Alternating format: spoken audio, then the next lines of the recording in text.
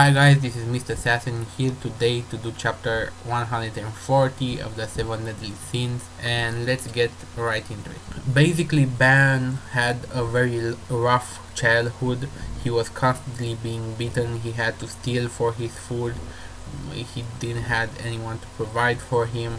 He even got kidnapped in order to be sold to a noble person for pleasure and then torture, because apparently this guy was a perv. And the one who rescued him from all of this was Zivago, and he saved him and also taught him how to steal, the art of thieving. Zivago is the one who tells Bam about the Fountain of Youth, and who also is the first one who actually creates a dream for Ban, because Ban didn't expect to live by tomorrow.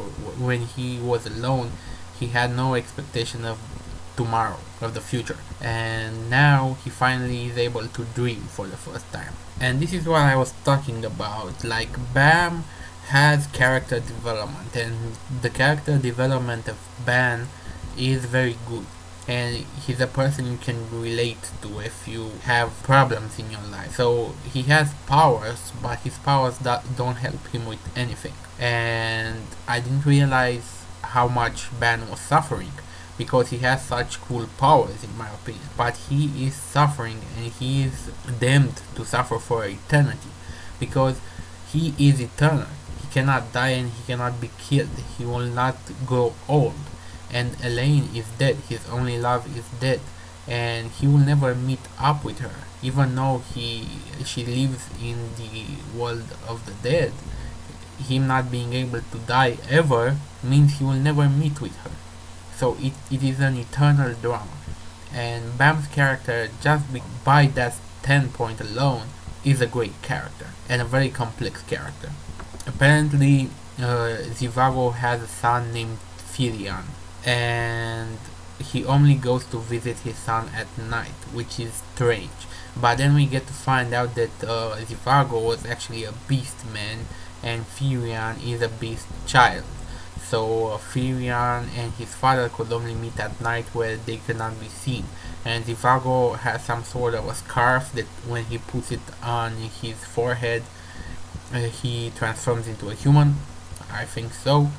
And he goes to steal food for himself and for his son.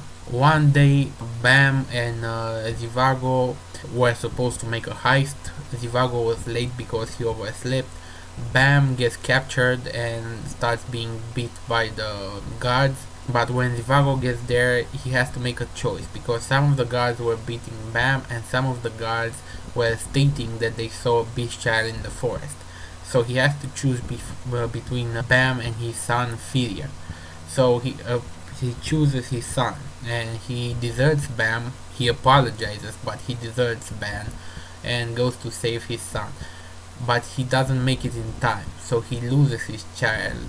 He defeats the man that killed his child, but he loses his child, and he also thinks he lost Bam, because he didn't save him from being executed for stealing. So he lives with the impression that he has lost both kids for just one simple mistake. Which, again, it wasn't a mistake, but in the heat of the moment, that was the choice he made. But now Bam reveals that he didn't die that day, and father and son are reunited after 30 years. So the beastman that was currently in Bam's room that he saved was actually Zivago from the past, which is a great chapter. In my opinion, this is a great chapter. So rate, comment, subscribe, and I'll see you guys next time. Have a nice day.